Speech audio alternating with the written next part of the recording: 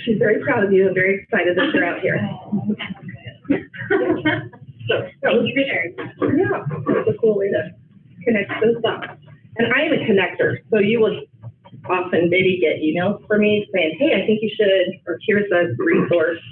I am currently president of the Kansas Association of School Boards, and I have lots of access to information that I think other people should know about. Just delete them like I did.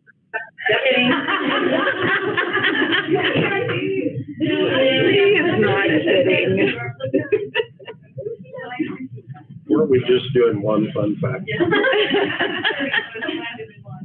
Yeah, like I don't have to share. I didn't have to share every one of them. They already know you. They know me. So need to be a few minutes. Oh, it's only one yet? It's technically, but not yet. Anyway, welcome. Thank you for being here. Yep. Ready? Okay. Well, it's 6:30, so we'll catch our principals the next fun fact day. Let's go ahead and start our regular meeting. Yes. Thank you all for coming. Thank you, guys.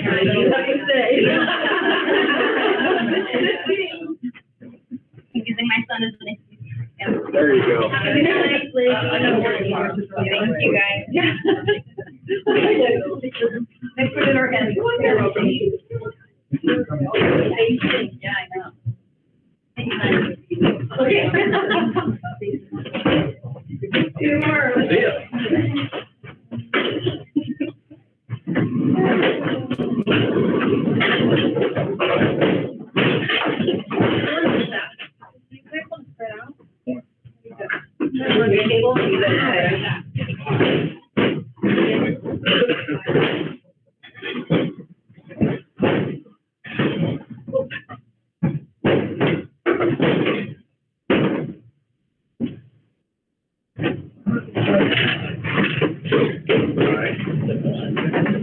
How are you?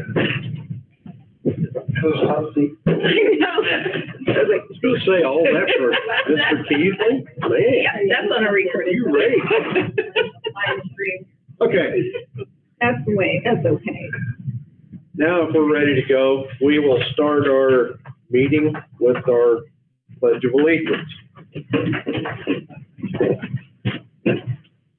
I pledge allegiance to the flag of the United States of America and to the republic for which it stands, one nation, under God, indivisible, with liberty and justice for all. Okay. There were a couple of things, files added to the board docs today. I hope everybody got a chance to take a look at those, but we are ready to approve the agenda.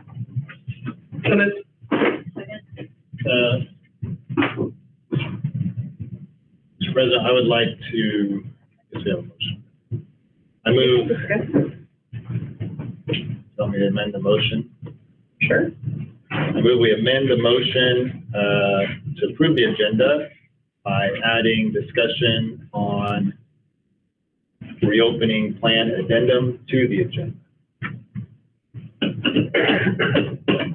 Where do you want that? 4.3. Okay. I don't have, there it is. I'll second that. Okay, it's been moved and seconded that we add 4.3 for discussion, I guess some sort of action on our reopening plan. All those in favor say aye. Aye. Opposed? Carried 7-0. Is that what you're at? Yep. Okay. I think we have to vote on this. Correct. Right. Because it was an amendment too. I heard part of what you said. It We was need an to amendment. re-vote on the agenda now, correct? Yep. Okay. So, somebody want to make that motion? Okay. Did we have a second? Okay. All those in favor say aye. Aye. Opposed? Carried 7-0. Okay. Next on our list is a consent agenda.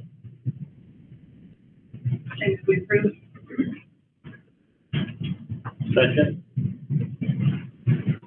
All those in favor say aye. Aye. Opposed? Carried 7-0.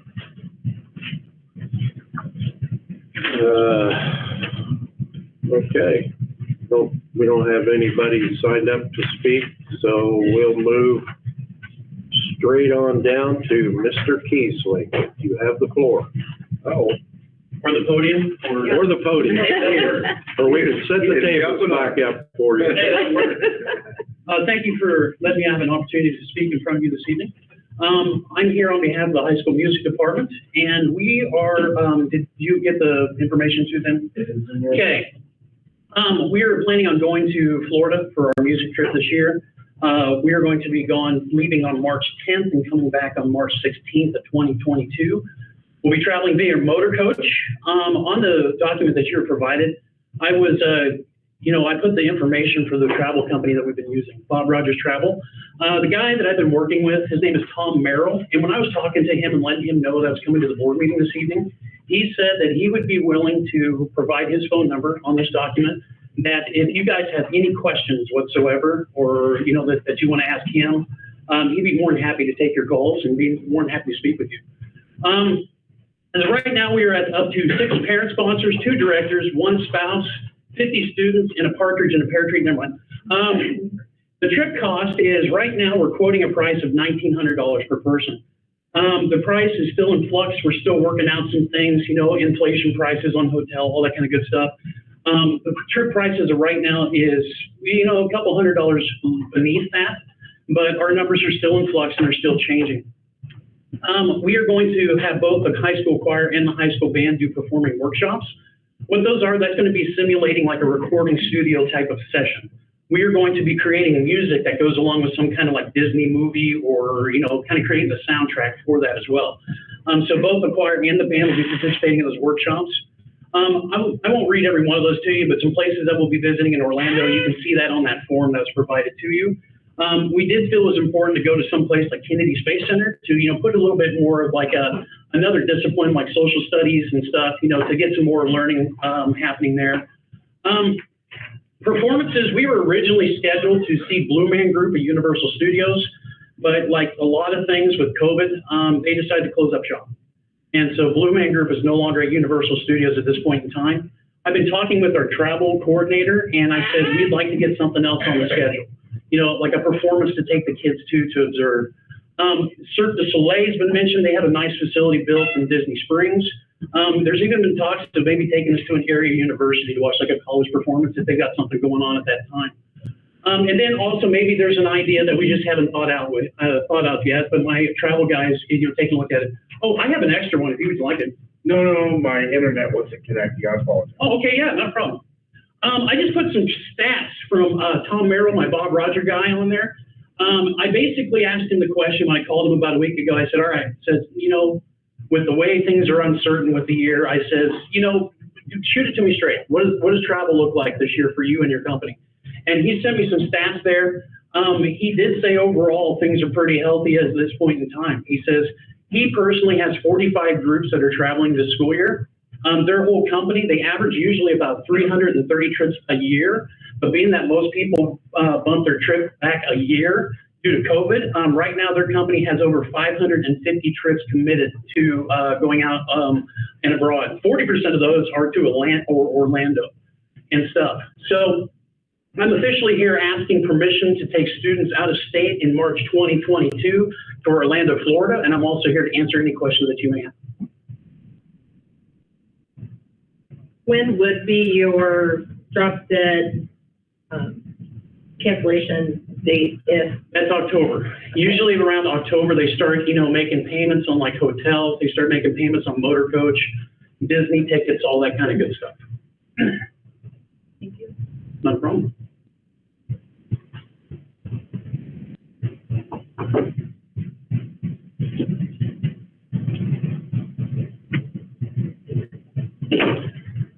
Anybody else have any other questions?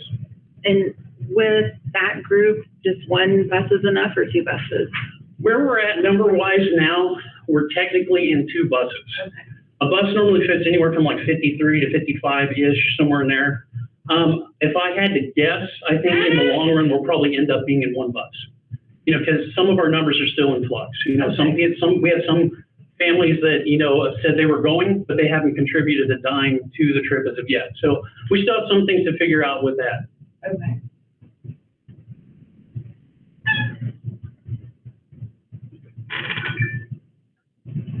Have you had anybody at all back out or be reluctant because of all that's going on?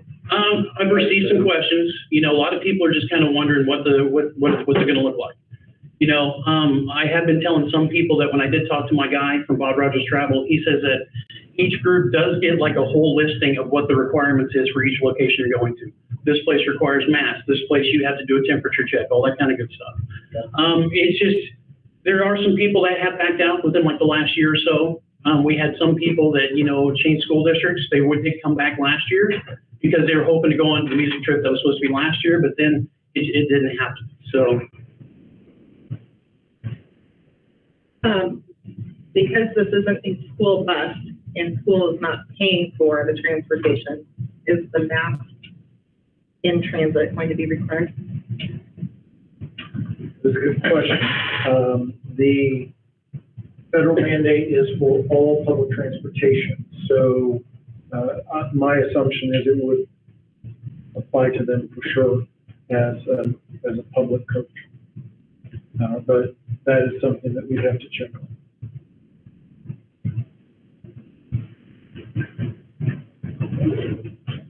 Any other questions?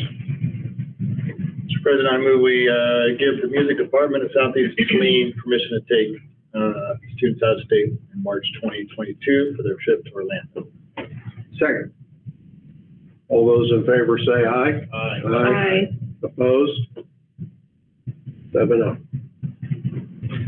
Thank you. All right, thank you very much. Thank you, Mr. Jennings. Bring us back some Mickey Mouse ears or something so we'll look official. Okay, you should have said that. Can't wait to watch that video. Yeah, I kind of chickened out on my Oprah costume. Bring him back pink one. Pink ones. Okay. Now, does that mean you get the glitter one? I'm fine with that. I'll wear the glitter ones if he wears the pink one. Thank you. That's recorded, Mr. Keesley. I'm fine with that. Okay. What I forgot to ask is funds from the Board of Education, cheers from everybody. You should go while you're ahead. We'll talk later, okay? Yeah. All right. We have some discussion on our negotiations, the memorandum of understanding that we have with the teachers. I think that's on your board docs for you. If I can get it pulled up here.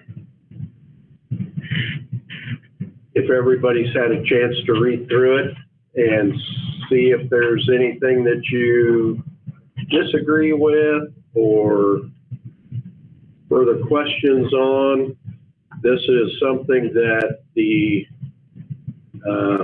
if I understand correctly, that the teachers have agreed to as part of our negotiations, and they have had a chance to see this and are okay with it. So I would like to table it for executive session for discussion. okay. Is there anything, I mean, I can say, I don't know if I'm supposed as to. long as you're not talking about someone? Oh, no, I'm Oh, just no, reading the you sheet. if you're not talking about someone, we ought to be talking about it right here. Okay, that's what I was just reading. Negotiated agreement. It is an addendum to the negotiated agreement, so if you're looking at, potentially changing terms, then, Yeah. we can move it into negotiation so that we can talk openly. Well, On our negotiated side. If you have simple questions, we can certainly walk through those. Well, I guess I did have some questions about the sick leave.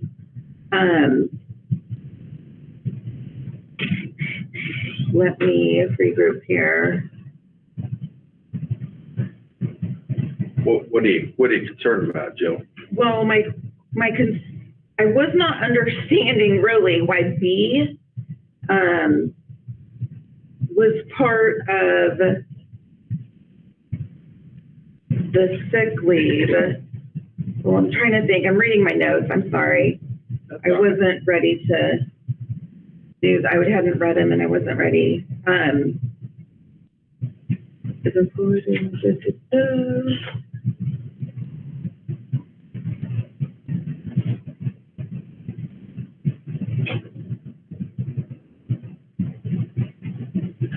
So if you're, okay, I got it, I read my notes, okay. So if you are vaccinated and you test positive, I guess I don't understand why, if you're vaccinated or not vaccinated and you test positive, why it's different sick leave. That's how I'm reading it. Right. And the difference there is with the incentive for vaccination, the protections, that it does imply that there is some sort of nod to those who take that step and do protection, who have that natural immunity that will help keep them in school. So there is some nod to that, and that is why there is a differentiation between them. And this is something that the teachers were teachers proposed, and we talked through. I guess I didn't catch that. You mean we're gonna give somebody less, we're not, They use different sick different sick Okay, days? I think maybe we should table this for right now. If we're gonna get that deep into this, we do need to table this for negotiations, for personnel and negotiations. So let's move on to 4.3. Justin has a question on the reopening plan. Yes, thank you, Mr. President. So, we don't have, I guess, I specifically wanted to have some more discussion on our testing, the testing portion of the reopening plan. So I don't know if you all, it's not in the agenda, of course, the addendum to the reopening plan. So if you want to, I'm going to bring it up. It's on our school website.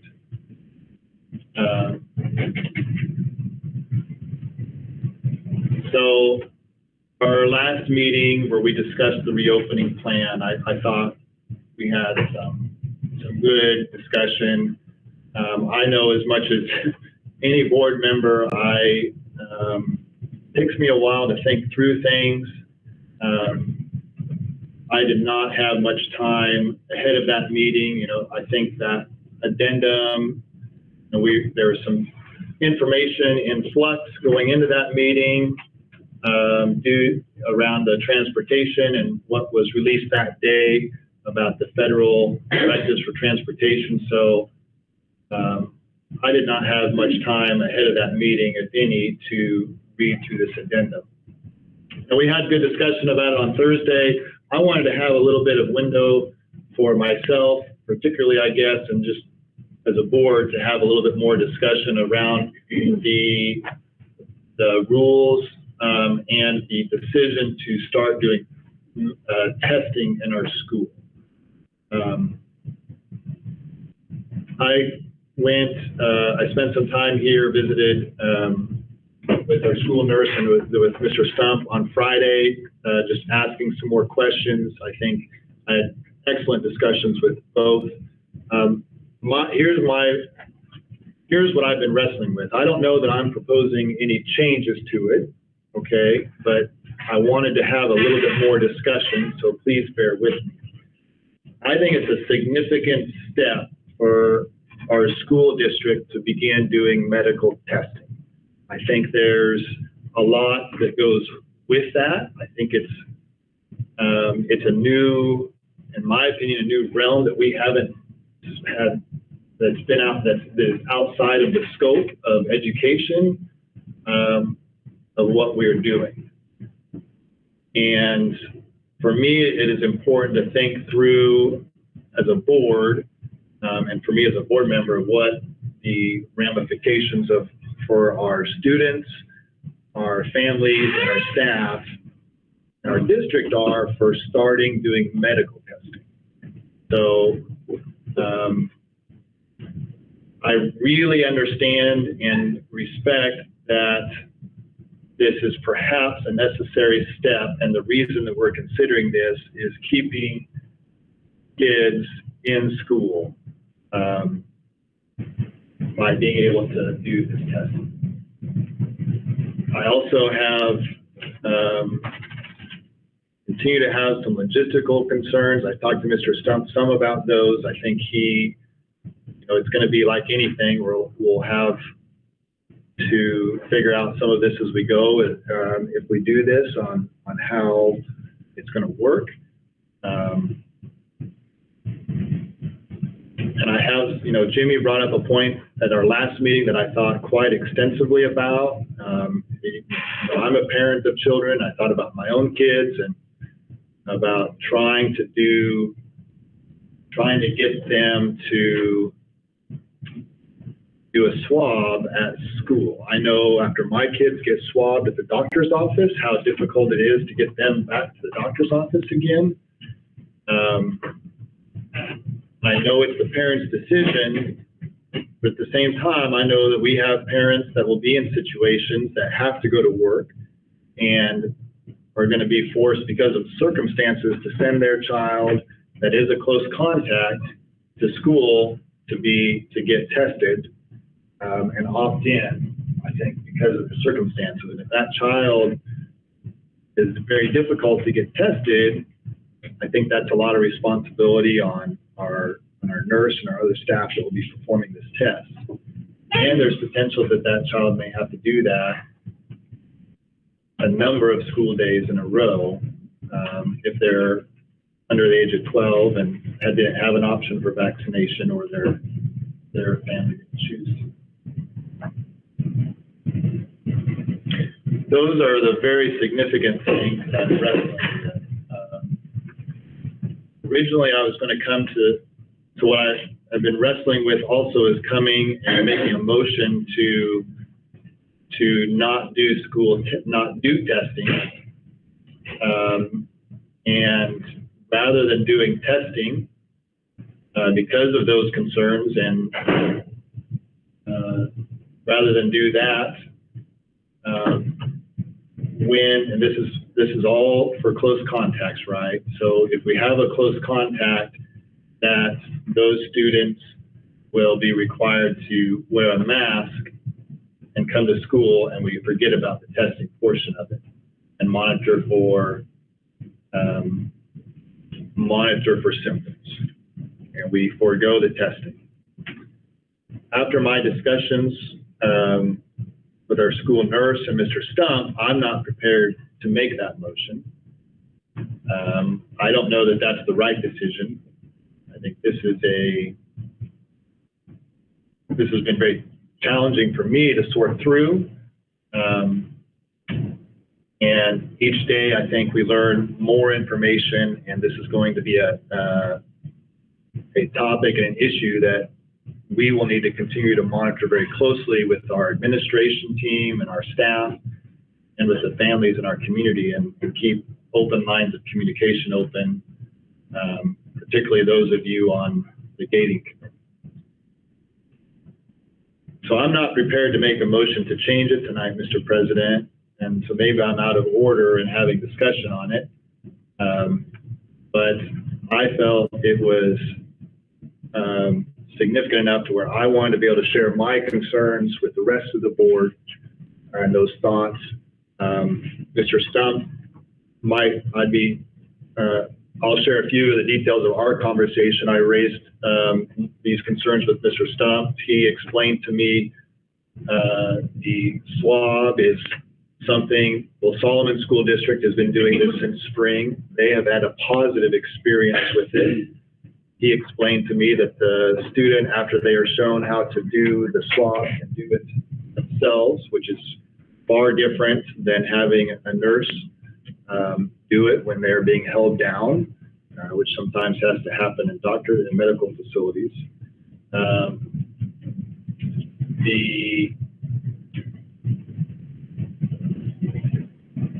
I would certainly hope we would not do that here. If a child is that apprehensive or anxious, then that, to me, that student, we need to call their parents and let them take care of it. Well, you could anyway. Yeah, but we could. No, but I share some of his concerns. I don't disagree. He hasn't said a thing yet that I totally disagreed with. I hope that absolutely no one is sending their kids to school thinking, I don't know if he's got COVID or she's got COVID, well, I'll just let the school test them. I hope that that is not the case, because I don't believe that was ever the intent. Well, it's gonna happen. Well, I don't know. You know, it is an option for parents and students that would like that option. And I look at it as, like I was telling Roger, if you're involved in an accident or an incident at work, we mouth swab you. And if there is any question as to the result, you go get an official test. No decision is based on our test. It's basically an opportunity for someone to say, you know what, I'm going to test positive for drugs. I just want to go on. Is really all it is, and our insurance company makes us do it. But you've said nothing that I totally disagree with. It is a worry. It's a bit of a slippery slope. I think the important thing is that we have an opportunity to do it, and to this point, we have a staff that is willing to at least give it a try. If they come back after 2 days of it and say, no more of this, I'm all for getting rid of it. I mean, to me, that's up to the folks that we're paying We have a timeline on that, yeah, Roger. I was hoping to start this week. I delayed Mr. Stump. I take responsibility for that. I delayed this process for my questions and my apprehension. So the other issue is that Mr. Stump and I discussed is the approval of the county health department. You know, I'm still a little unclear of what their role is, official role is. I know on last Thursday, we talked about that in order to qualify for this grant for the testing, to cover the testing supplies, the machinery, the personnel, and the time, the training, that the health department and KDHE has to sign off and approve that grant and our process for close contacts. If we're not going to do testing, to me, the grant is irrelevant. However, the county health department still, if I'm understanding correctly, needs to approve the way that we handle close contacts, because it still is under their authority. Can you walk us through that a little bit, Mr. Stone? Well, the county health has certain guidelines about how to handle close contacts and quarantine. They have allowed some flexibilities with schools because they know that schools have certain protocols in place, and we're doing we're doing a lot of the contact tracing ourselves. But they have a standard, and they've allowed basically us to apply for waivers to, if we can demonstrate additional protocols. So the standard response from county health is somebody is exposed to close contact, they go home. And they have allowed certain circumstances, again, in this case, with an added layer of screening through the testing process, for us to make these exceptions, and they were okay with this. It actually came from KDHE originally. They applied for the overarching grant, and they are facilitating the grant for districts right now to get on board with this. So they have set the standard for what happens with the close contact. If they're masked, these things are happening. If they're vaccinated, these things are happening. If they're not vaccinated, these things are happening. They've set that outline. A lot of that is within our document, and where they have allowed, because we have extra protocols, I've submitted it to them, and they said they can get behind what we've put together. So what type of authority do they have around our school district? So let's say that we say we're not going to do testing. If a student is a close contact, and they can either choose to come to school and wear a mask and monitor symptoms for those 10 days, or stay at home and quarantine for 10 days, and that is our addendum. They don't approve that. What are the ramifications of that?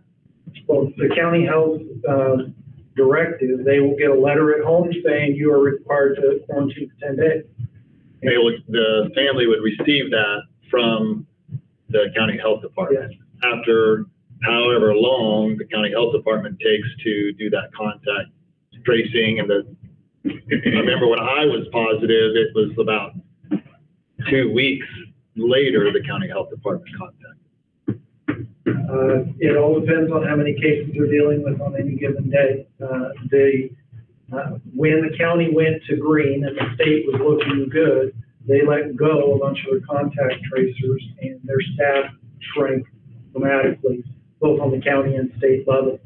And then with the recent surge, they're finding themselves once again scrambling to keep up. So I can't tell you how long it will take to get notification out, but we work very closely with them through this process, and we do our own contact tracing, which is one of the reasons why we've worked together so closely, and they're willing to give schools. I mean, it's a regular thing. School protocols are taken into account. So with this in place, and our own contact tracing, our close contact tracing, the health department will not send a letter to close contact saying you are required to quarantine for 10 days if they are testing negative at our facility each morning. They're allowing for this exception. Honestly, I didn't ask if they would forego the letter. I imagine they would, as long as that person is opted into the program. But honestly, I didn't ask that question if they would forego the letter. The parent opted in the program. Screening program. They've given us that permission to allow that student to come back according to those guidelines. To me, again, it's going to be a communication thing. We'd have to tell them which opted in if we were going to stop the letter from being sent, or we just tell the parent that this program supersedes that letter in case they get it anyway. That communication is going to be, again, it all depends on how many cases we're dealing with.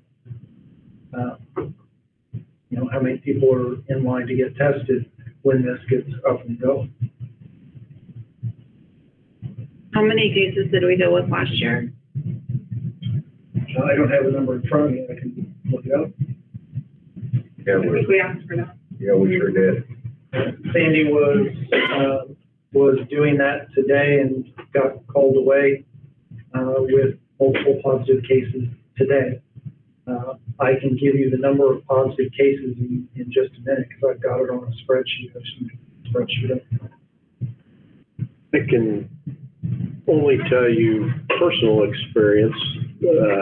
Last year, one of my kids had to quarantine a couple of times because of close contact, and I never did get a letter from the county. I got a phone call that day from Sandy.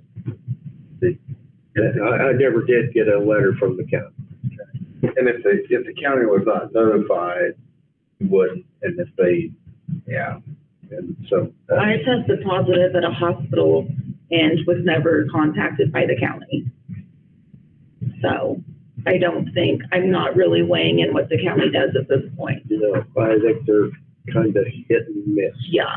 I had close contact, and I told the vigil, Jared told me. Well, that's just, like I said, and if it's 2 weeks after you've had it, before you get a letter, you're finished anyway. So. The person telling you that you're positive or telling you that you've been in close contact should be informing you of the guidelines. And then the letter comes afterwards to reinforce that. But you're right.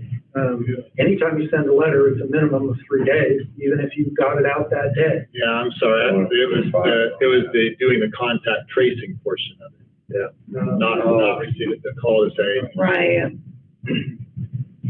Yeah, you never received that. It took a while to get it, or I never received that call. Yeah. Sandy did call me that day as soon as she found out and explained to me what we needed to do, but it was simple. You quarantine. Right. At that point, a year ago. So.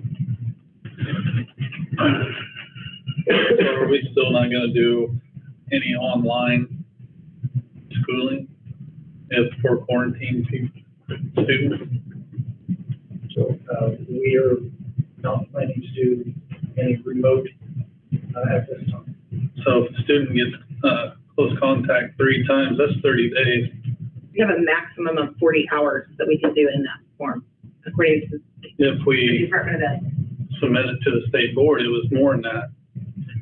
Have we done that? I think there's a window of time that we had to do that within. Wasn't it before February? We can submit students on an individual basis for waiver. It does not waive the penalty. So if the student goes over so many hours, they reduce the student funding. If the student goes over so many hours, they eliminate the student funding. And again, the number of hours that they set is less than 1 quarantine. So every single student that goes on to quarantine would end up basically 50% funded. It would be a flat rate. And we're looking at hundreds, possibly, or more, that it could be literally bankrupt the district if you take that many students and subtract a couple thousand per.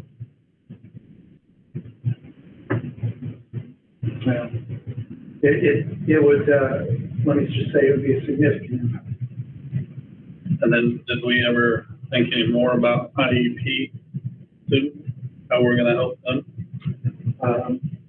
IEP students will receive whatever services that we can provide, and certainly we'll have the opportunity to reach out to their services. And that IEP can actually be amended if it ends up that they're high risk. You can call for a meeting because we have a federal obligation to meet their needs. So at that point, it's going to be a homebound service, and the co-op will have to help us through that, providing that home education. There are a lot of people in this state that are medically fragile and get their education services that way. But that would be up to the parent to request an IEP, or the case manager to ask for that review. I think one thing that's been confusing to me and maybe to some of our parents is there are districts that are offering virtual learning, virtual school, virtual learning. But yes, those districts are approved as a virtual school. Our district does not have a virtual school. We don't have an accredited virtual online program. Is that what you would call it, Mr. It is, Snow? yes, that is. That's different than remote learning. Yes, So I think those, to me, as this discussion is happening both here and among us parents and our community, that the difference between remote learning and virtual learning is, I think, education world, I think there's a significant difference there. To those of us not in that world, I don't think we understand the difference. Right, and we've talked about, virtual school in the past, and the concern was that it didn't provide what we thought was necessary for a student to really be successful in life. That's why we kind of shied away from it. Now, I think we proved a lot of that this last year with remote learning, but I also understand where you're coming from, and the students can enroll in other districts virtually, leave us in Monday or whatever goes with them, and they still aren't going to get any better education than we can give in a virtual. Right. Mostly where I'm coming from is I want our community to understand the difference between remote learning and virtual. So remote learning is a snapshot into the classroom like we did last year. If a student was gone, there's a camera going on the teacher in the classroom. It is not individualized to the student. It's not curriculum that's being administered to that student's needs. So it's classroom teaching through a camera, through a device at home. I may be able to help him too. I mean, you have a principal, you have a virtual principal, you have virtual staff, and you have them all. You have content teachers specific doing those lessons, and they have assignments they have to complete within a certain window, and reduced enrollment it's predictable. Like they enroll at the beginning of the year so they can follow that student. A lot of them are month by month classes, so they complete one class in a month's time, and then they move on to another subject matter. They're all set up differently, so, but they have to be approved by the Department of Education, and we have not applied for that. Right. Because there are regional options available that students have accessed when they felt like they had that need. And students, Mr. Stump, in other districts that are accredited and have that in place, is that, I guess it depends on the district. If they are quarantining, I assume no district is doing remote learning, as we saw last year. But if it's a district that has virtual school, they could transfer out of the classroom and into virtual school. A lot of schools fluid. make you pick one of these. You're right. So if you go virtual, you're virtual school. So like, I'll give you an example. USC 305. Yeah. USC 305 has a new virtual school this year that they opened. They have limited enrollment, and nobody can enroll in it now until January, because you had to be enrolled by the start of school, which was last Thursday. If you didn't start in it, Justin, you'd be lost, because you wouldn't know what they were talking about. If you came in September, they said, you wouldn't be like, if you started watching the classroom, you would be completely lost. So are there districts that are offering remote learning or virtual school to students if they're out on a 10-day quarantine? I have not heard of any. There may be some that are planning on bucking the ruling, the legislation. There was a lot of very disgruntled superintendents in several of the meetings that I was at, because we found that through the course of last year, the remote option was wildly successful with keeping students who were missing large chunks of time in sync with their class and prevented them from getting completely lost. And they got stripped away from us. So that was a very, very difficult thing, because we found something that was successful and it got stepped on. squashed. So that has really put us into a difficult position. Now, that being said, it was very successful with keeping kids up. It was also very, very time consuming and added a very large layer of stress to the teachers to juggle in person, at home, in, out. There was, that was one of the more challenging things about teaching last year for our staff, was that specific piece. When you've got all of those things. And again, I think it depends on your subject area and your grade level, because in some cases it worked wonderfully and it worked pretty seamlessly. In other cases, it was a real challenge, especially the younger they were, to keep them engaged with a classroom that's this big and try and get them to keep moving forward.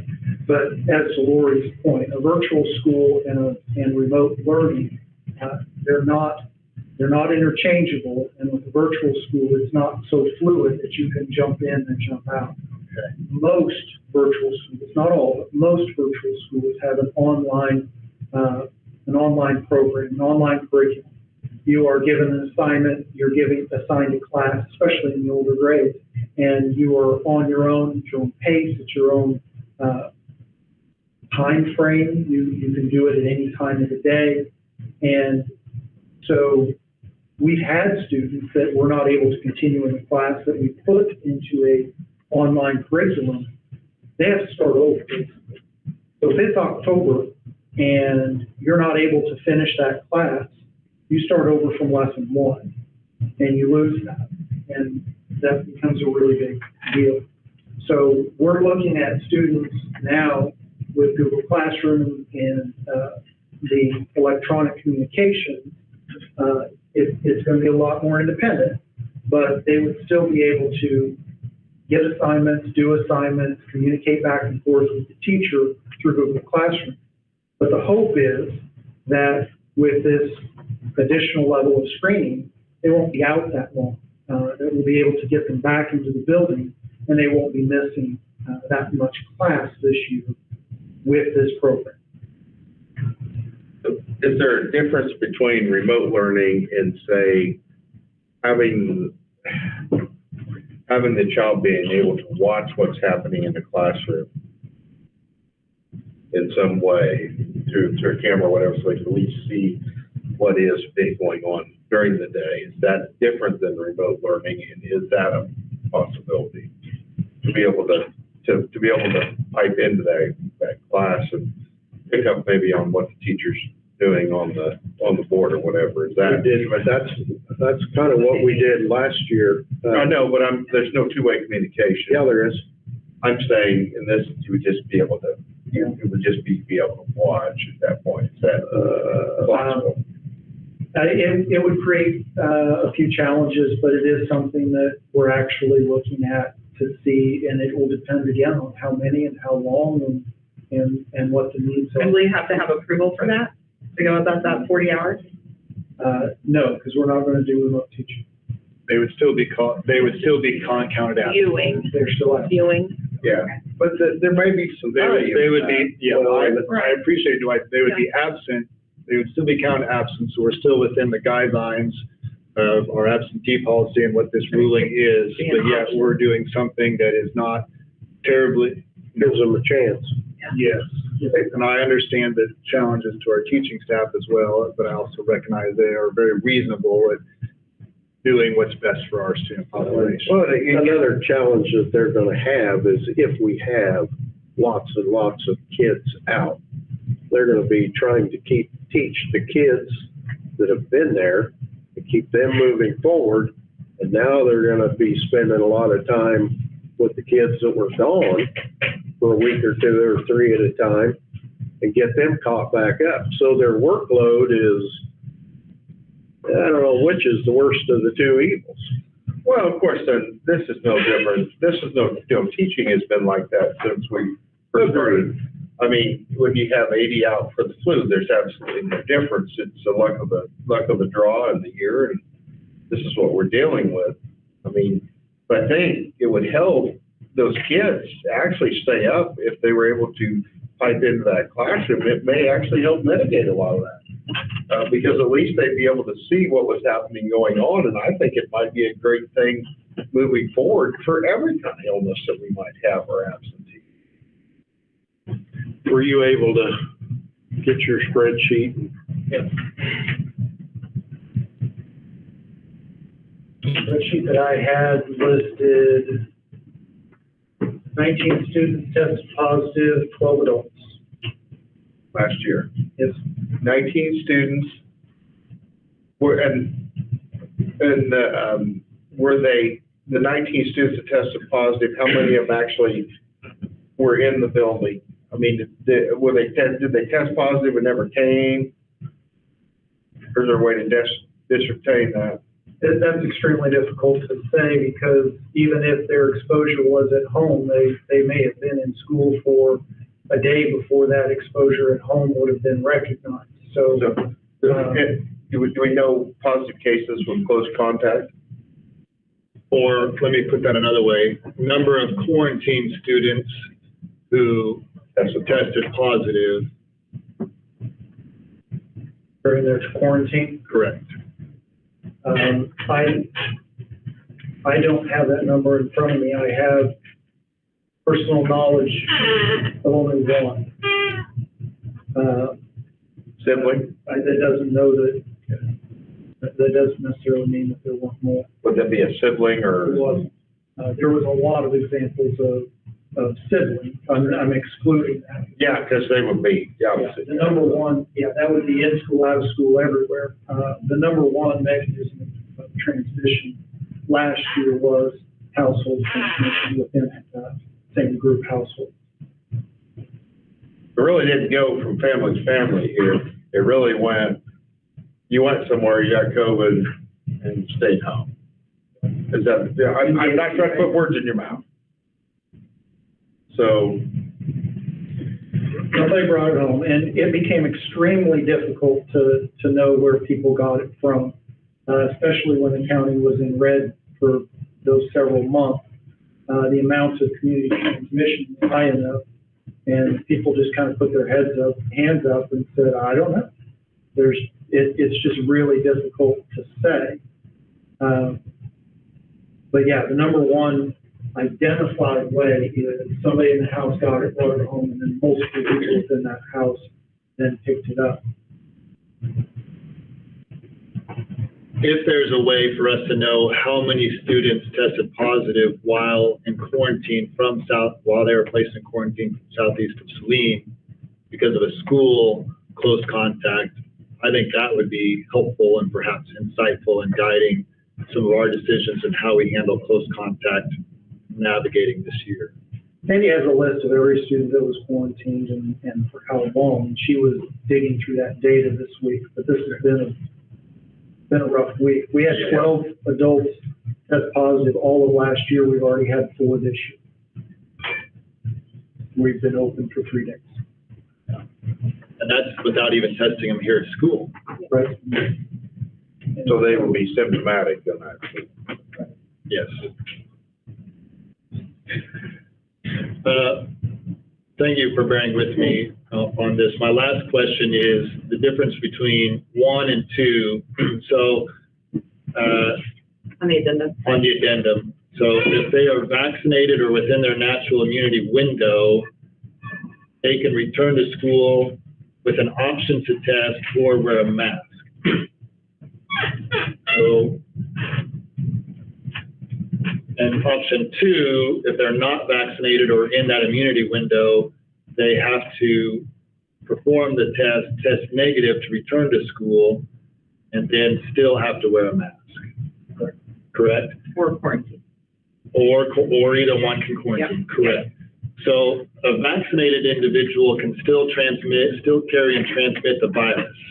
So I understand that why we would ask them to wear a mask. Are we comfortable with making that distinction between vaccinated and not vaccinated? Because we know that a vaccinated person, unless I'm incorrect, can still carry and transmit the virus. And I understand we're making them mask up if they do not choose to take a test. So are we willing to put that much, Stock. faith, stock, whatever, in the mask preventing that transmission without having those students also need to test negative? Well, their first layer of protection theoretically is the vaccination itself. Yes, but they can still transmit the virus if they've been vaccinated. They may have, in fact, it may be more dangerous because they would not have symptoms, but could still transmit the virus. Not more dangerous, more difficult to catch. I'm trying to follow what you're thinking. I'm I thinking, think what I'm hearing you say, Justin, is maybe we should eliminate option number 1 and just have option number 2. that's what I'm asking. Yeah. There's several reasons for that addendum. Okay, and this is over and above what the county is currently doing. So, a vaccinated individual Okay, is, stop, hold on, I'm sorry, Mr. Stump. What is over and above what the county is doing? this criteria for a vaccinated person. According to the county, a vaccinated person needs to do nothing. No mask, no test, no nothing. They don't have to quarantine or anything if they're a close contact, a vaccinated individual. Right. And those are I'm asking- CDHE standards, right? Yes. I'm asking for one layer above that. Wear a mask or get a test. Which I support that because a vaccinated person can still transmit the virus. Correct, which is why I'm asking for that one layer above and beyond what that is. So, that is why that distinction is there, is because I know what the county is saying. And from my perspective and my own safety for providing for the school district, I would like another layer of protection. And so that is why that's in there. They do enjoy some degree of immunity. Their chances of contraction is lower, but they can contract and they can spread. So that's why I feel like there needs to be that second layer there. The unvaccinated person is at higher risk of catching, higher risk of getting seriously ill, but the big thing for us is to make sure that they're not continuing to spread. And so there's certain layers of protection that need to be in place for them as well. And so that's really what this is doing by setting up these different, or it's really just two. And again, the county has been doing this, the state, the nation has been doing this for quite some time. In fact, we had vaccinated students in our building last year, in which the vaccinated students stayed, the unvaccinated students went home. This has been going on, according to KDHE, county health, since the vaccines rolled out, and we had students in our building that were fully vaccinated, and adults that were fully vaccinated, started January of last year already. So this is really not something new, it's just we put it into this document. We were doing this in our school and we didn't know it. We were following county health guidelines, which says if you're vaccinated, you don't have to quarantine. Now, remember, last year, all year, we were in masks all year. Right, that's So what I'm those students- saying is like, I feel like that we were never informed that we were treating vaccinated versus non-vaccinated when I thought we were treating them all like they weren't vaccinated.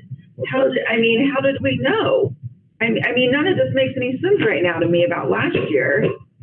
I mean, why did we know that these kids were vaccinated and we have this option? Like, I don't remember ever hear, that's what you just said though. That you just said though, that you could send the kids home who weren't vaccinated. That's what you said. So did that happen last year? The county.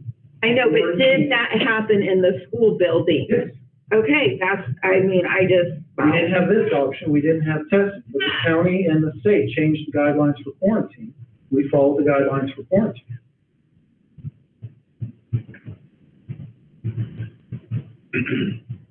I guess.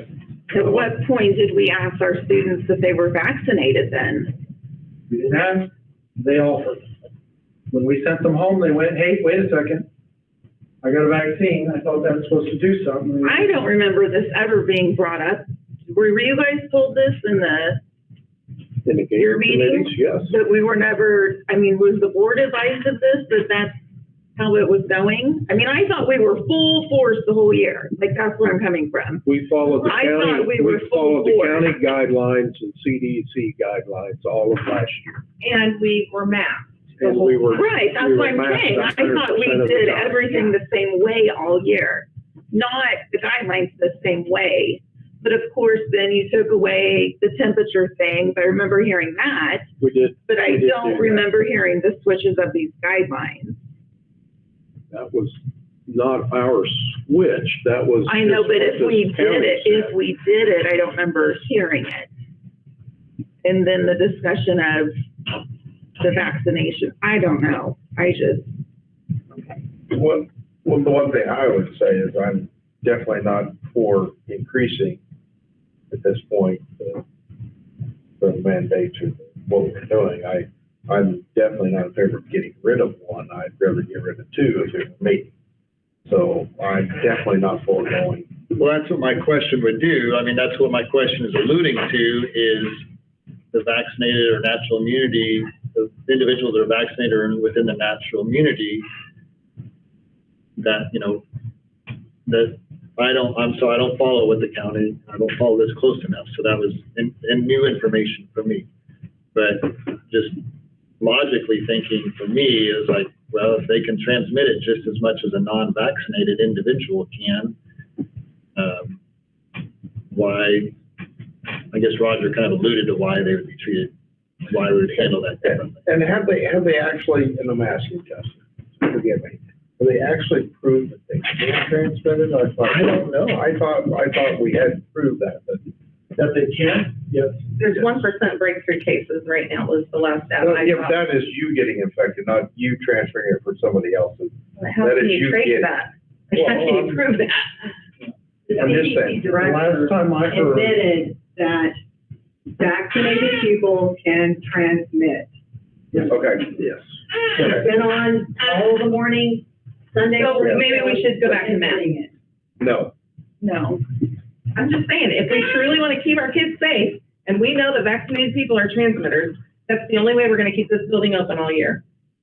And the whole object is to give. You're gonna go kids in an option. 95, but what you're putting on them isn't gonna keep it from happening. And you know that. We want to provide options for kids and their parents. And all the while, keeping the doors open. And allowing, because we don't have remote learning option, which is a significant loss to these students and families, because we don't have that, it becomes more a big deal to miss 10 days of school repeatedly, again and again and again. You're right. So whatever we can do, that's what I've been wrestling through, is whatever we can do to keep those kids in school and slow the transmission of our virus, of the infection is, you know, and it's, I don't know, each of us comes down at a different place to what that balance is, but that is the balance that we have to strike. Well, we also have to consider the amount of time that goes into our staff performing the contact tracing and testing and all these extra things that we put in to get parents' choice. It comes at a cost to everyone. Well, Roger, according to the grant, that comes at a cost to all of us taxpayers. Right, I'm not For talking the- about dollar bills, I'm talking about time and energy and morale. Yes. So in your opinion, Lori, if we go all masks and do away with the testing program, that would save time and keep our students more safe, in your opinion, and what I'm hearing. I'm not saying that for sure, I'm just saying as a devil's advocate, Yes. in this conversation that we just had, if we truly are going to take action based upon the conversation we just had and treat people all the same, then everyone should be in a mask. Okay, question on that. This will get some people fired up.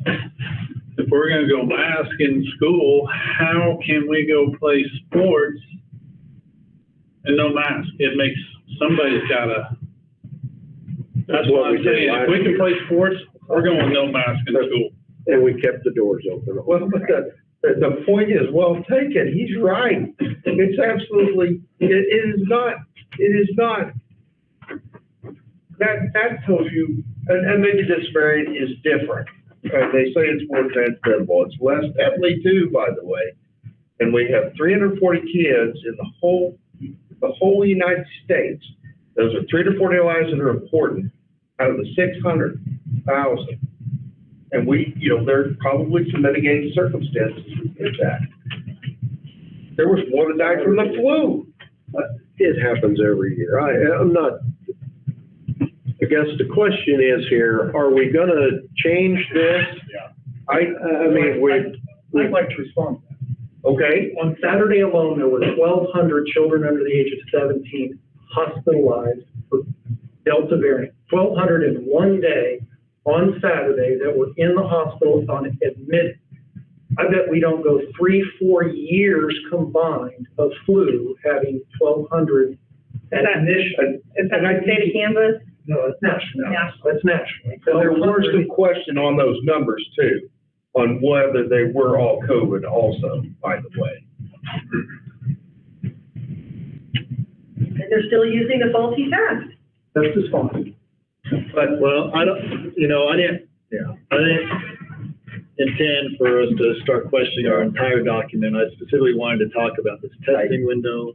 I don't have a motion, Mr. President, to change it at this point. I would like to continue to be informed of how many tests we are administrating this district, and parents' response, parents' questions and concerns about undertaking this process. And I think it needs to be a continual, transparent, open discussion amongst us, you, and the families and staff of our district.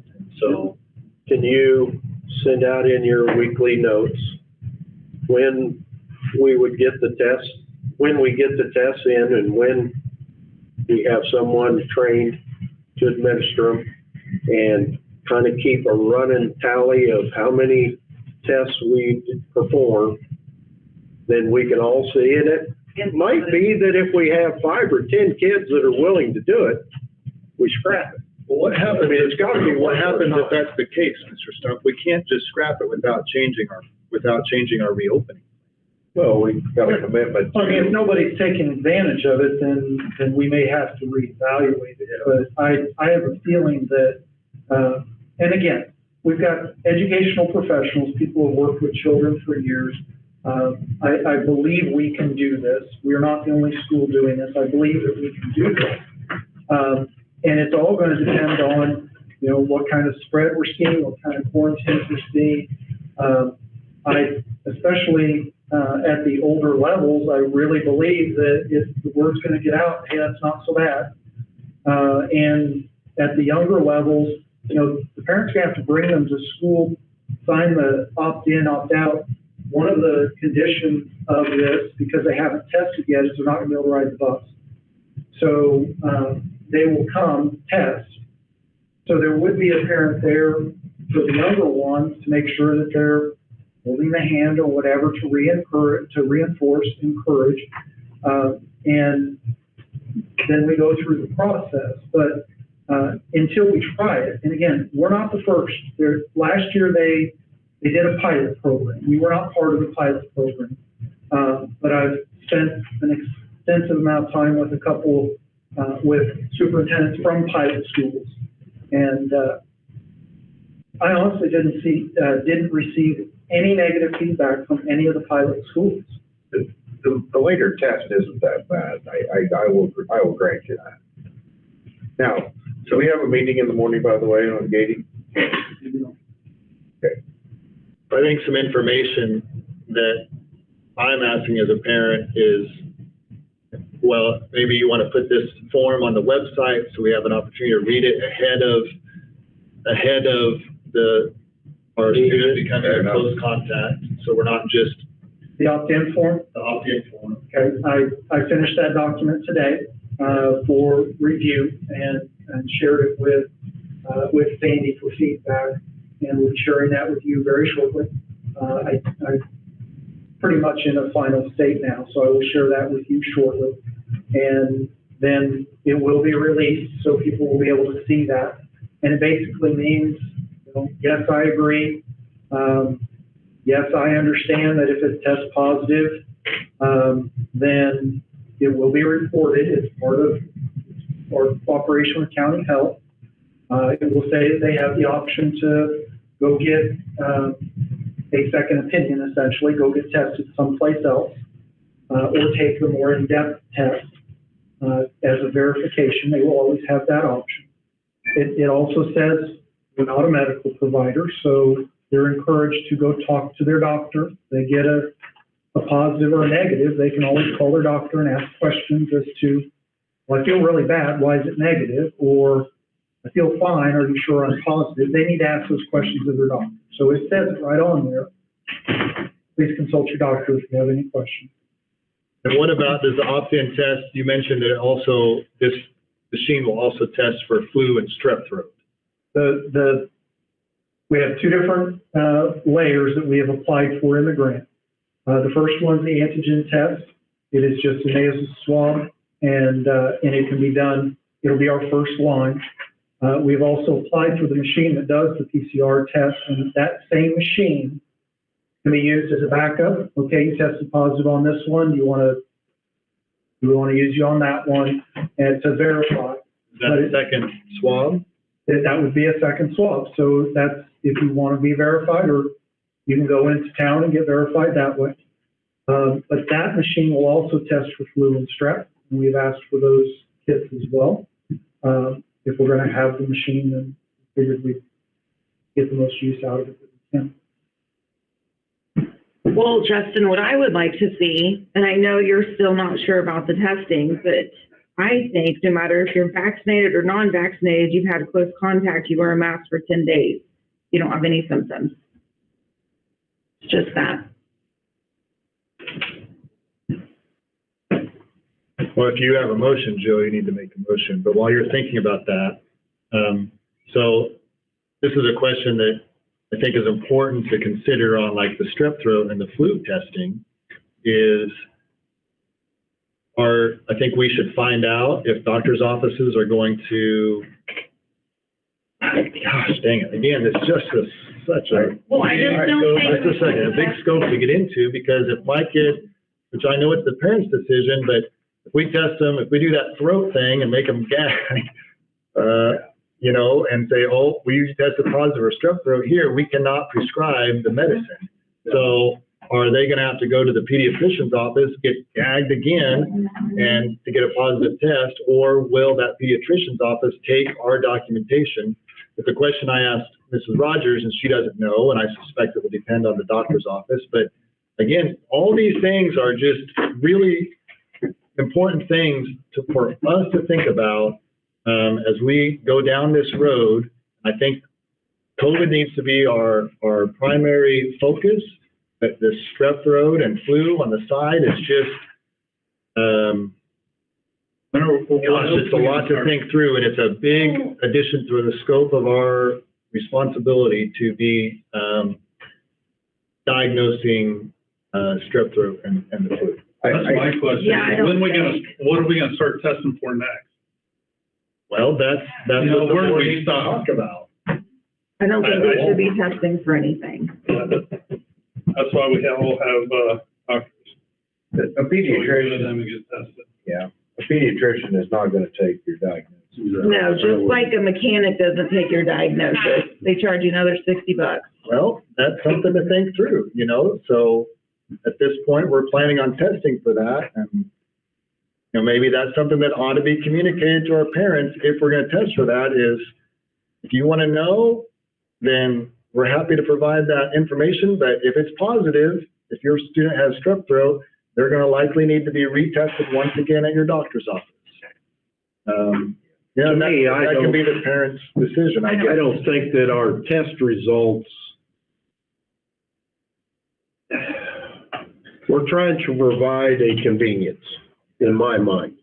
We are not medical personnel. if we need to redo the wording or something, I don't want to say disclaimer, but I think we should make sure that anybody knows that their test result is, if it's a positive, is suspect, and that they need to go for another test. I don't think that we would ever want to be saying, oh, you got strep, But and that, if it's, yeah. is legit that we, a parent Yeah. make that choice. They're not gonna have added expense. Of course, they'll have added time, but Sure. if their kiddo's sick, they're gonna That's be home right. with them anyway. That's the point. So, Yeah. Yeah, I think you have a good. getting into the flu and the strep testing, I don't have an appetite for that. Well, then we need to make a decision on the board on that, Lori, because that's what we're doing right now. Right? They've We're- applied for There's nothing in this document that says anything about the flu or strep. I understand that, but So if right that's now our happening, district is planning on He's applied for it. administrating flu and strep tests. Same machine does both. just because it does both doesn't mean we need to do it for both purposes. I think that needs to be a whole nother discussion. That is not the purpose of what we approved on August 6th, in my opinion. Yes, I agree. I It's think, not on, I mean, it's not the intent of our plan. and I really think, guys, let's let this work. We've got, next week, we probably have a gating committee, I assume by then. We'll need to get one scheduled. Yeah, what I would like, I mean, I think that the parents have read this, they understand it, they know what is going to be expected. I'm reluctant to go back and change the rules of the game halfway into the third quarter. Yeah. What I would like is for the gating committee to very much consider that vaccinated transfer the COVID just like unvaccinated. And that's why I don't like the wording of us always putting those two against each other. No, I understand. And that's what I would like the gating committee to look into, as this addendum right here says, is that if the kids or adults, vaccinated, non-vaccinated, have had 3 to 4 feet contact, then what are your options? That's what I'm looking at. Well, yeah, I mean, I don't want to make a motion, but I really strongly would like the gating committee to look at that instead of, because more and more every day we're hearing about vaccinated people transferring it. So I hate to say you win a prize because you're vaccinated, because I don't think that's the way it is. I think you're protecting yourself. well, that's, yeah, I suppose that you are protecting yourself and everybody. I mean, if you're above 12, there's an option there. And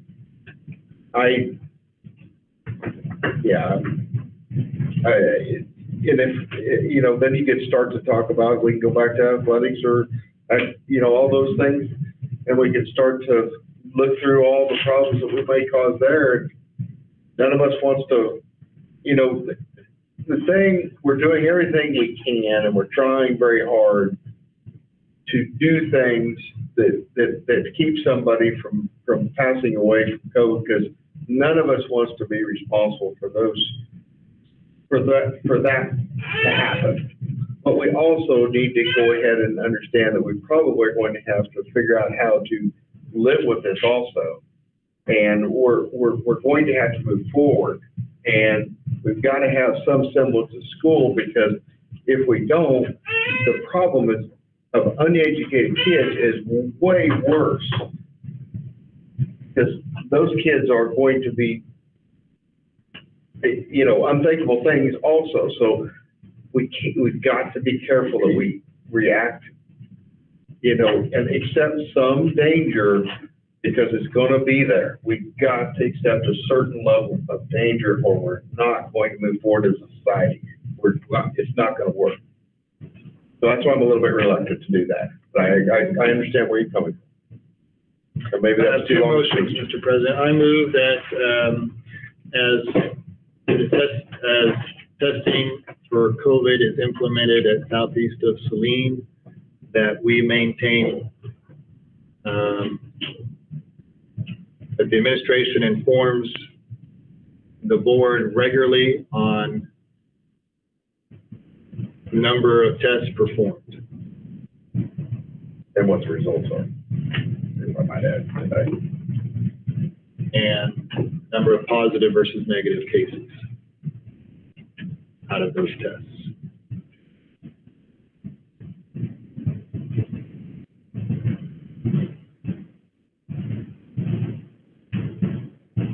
Second. Okay. Just a second. Oh. Well, we better be one at a time. No, this is more to this motion. Okay. Kelsey, catch up. And we also record number of students, number of close contacts that then become positive cases.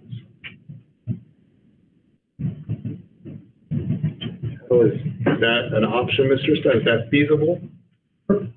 I would think the state is requiring that already, aren't they? We're tracking it. I don't know, I mean. don't know that we can emotion. I think we can ask. I'd like that. I know you want to have it probably documented. Yeah, I want to have it documented. That's my first motion. You want it presented monthly? Like discipline tracking? Weekly? I'm not gonna put a time on it, that can be up to our discussion with it. All right, I'm still okay with that one. Second. Just to make sure I'm clear, I was trying to make notes. You want to track the number of tests performed with positive versus negative numbers. And of those that I assume were positive, if there were any close contacts that also tested positive. Well, now, how many students that fall in this umbrella of a close contact subsequently test positive after being under that umbrella of a close contact? Yeah. Okay. Okay. And I think that will give us some picture into how much spread are we having among these close contacts in our students. That should give us a glimpse into that. So that's my first. Is that doable, feasible? Sure. Okay. It's been moved and seconded. All in favor, say aye. Aye. Opposed? Motion carries 7-0. Second motion is that we do not perform flu and or strep throat testing until further discussion and approval from the board. I also second that one.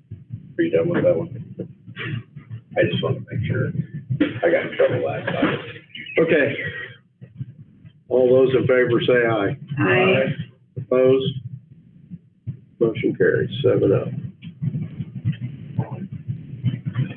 Please, Mr. Stump, if our school nurse sees that as an increasing need, she and I talked about that a little bit in our conversation. I think it's just a separate issue, as Lori said, that our board should consider and have some information and feedback on. Yeah, Not saying that I'm completely opposed to it and will not consider it for me personally, but I think I agree with Lori, it should be a separate decision. I also mean it in that way now. It's a motion to really, for us to discuss. Okay. Now that we've chatted for an hour and 20 minutes. I'm sorry, Mr. President, to, Are there any other board communications that anybody would like to share? I just would like for you all to remember that September 23rd, I'm gonna look to make sure that's the right date. I think it's September 23rd. Is that the right date for the McPherson roundtable for KSD for our region? Yeah, McPherson. Yep. It's a great opportunity to have these kinds of conversations with other school districts, and I had Kelsey register me. It's free under our season pass. And at this time, it will be in person. Hopefully that won't change. I'll get the exact date up here. 23rd from 5 to 7. Thank you.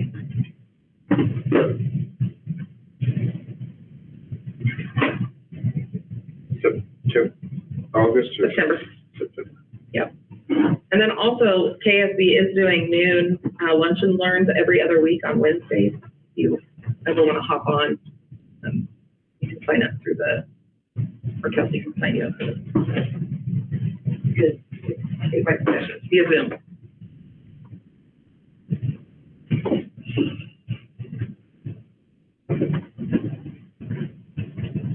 Anybody else? Thanks, Kelsey, for supper. Yeah, thank you. Thank you for the delicious peanut butter bars. Oh, that's my sister made them. But you're welcome. Okay.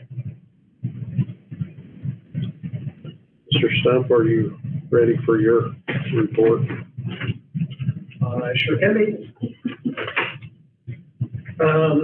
Listed a couple things, and of course, you've gotten regular communications from me over the course of the last, several communications over the course of the week. Just something to highlight on here, we did receive our CAPERS audit. Anytime you're audited from the State Department, it is a huge interruption on things that are going on. They asked for 3 years of payroll that all had to be provided to the state for them to pour through and question and get back to us. They found a couple of small little bitty issues that were all under $10 discrepancies that they just dismissed. There was only one issue that was required a compensation of less than $17 over 3 years worth of payroll. So the person who was giving the report considered that it was exceptionally clean, surprisingly exceptionally clean. I do want to thank both Emmy and Sarah for all the work that they do, keeping our payroll straight and our books in order. We've had a long history of really good audits, and this one was exceptional and very well received.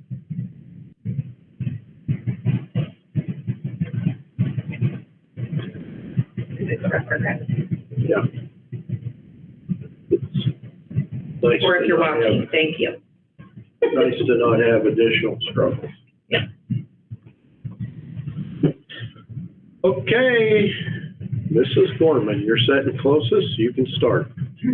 I have nothing in addition to my Good. board report. All right. I remind both of you to keep it in format with our goals. Well, we had that discussion and there was we've only been in school for 2 days before this right now, so forgive us, we'll do better next time. Better to ask. This is right. Hold each other accountable. I don't really have anything. I did add to mine just today, if you read it previously, just about the changes for the morning. We were having all kids come to the commons, secondary, chaos and not working. So starting tomorrow, we'll go back to what we did last year, where they go to their first hour of class, if they're not eating breakfast. If they're eating breakfast, obviously they stay in the commons and eat, and when they're finished, they go to their first hour. And I actually pulled those teachers and kids to find it, because I had a couple different plans of where we could send people, so they weren't all just standing in the commons. And that was actually their choice. So that's where we're going back to the first hours when they arrive. And we've had a lot of kids still arriving at 7:50, which it did slow down a little bit today for those juniors and seniors. Not quite as many in there at 7:50, but their commons is still very, very full. And I was like, that just killed all contact tracing we were ever going to do. So they're going back to first hour. That's on the report. I just had added it late. Right, Mr. Cork, you got anything you'd like to say? Have you had any students in your office yet? I have. Sorry about that. Didn't quite get through day one without. They just wanted to welcome you personally. Anyone we know? fall sports practices that start today. And I'll have numbers on participants at the next meeting.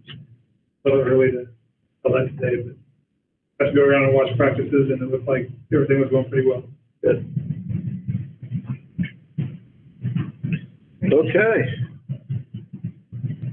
We are ready for executive session. Do we need any of the principals for this? Mrs. Foreman? We'll need Mrs. Gorman for, Chicken dinner. Yeah. for personnel matters. And then, Should be it, right? will we need Mrs. Wright for student matters? Only if you request her. I don't know that it is necessary. Okay.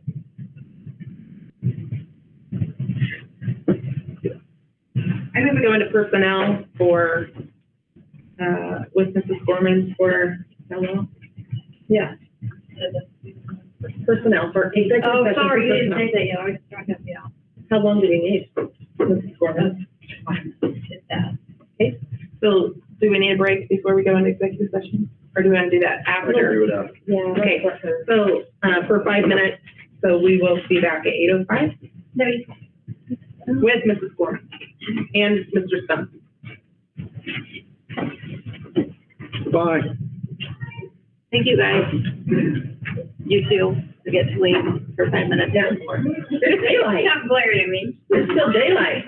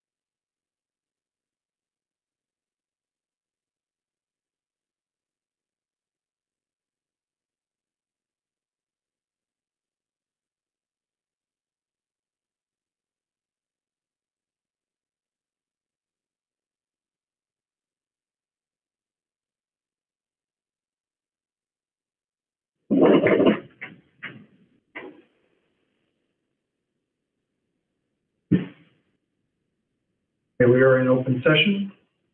By the teachers, and that I move that we adopt the MOU that was presented by our teaching staff, and that our classified staff should have a parallel same memorandum, and that if it fails, that we come back to the drawing board. Second. Okay, it's been moved and seconded. All in favor, say aye. Aye. Opposed? I, Aye. Motion carries 4-3. Did I get that right? mhm. Okay. All right.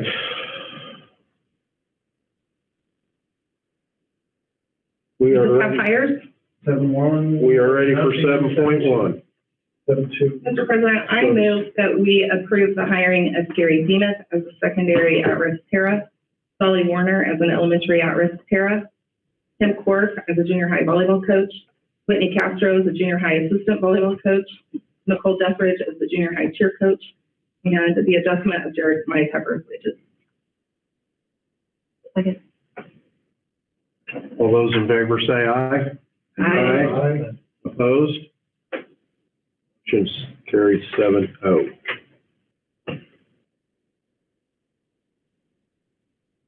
Okay. All right. Oh, whoops, I hit the wrong one. I move we adjourn this meeting at 9:20. All in favor? I, Opposed?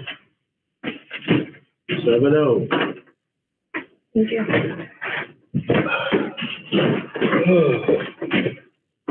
Off the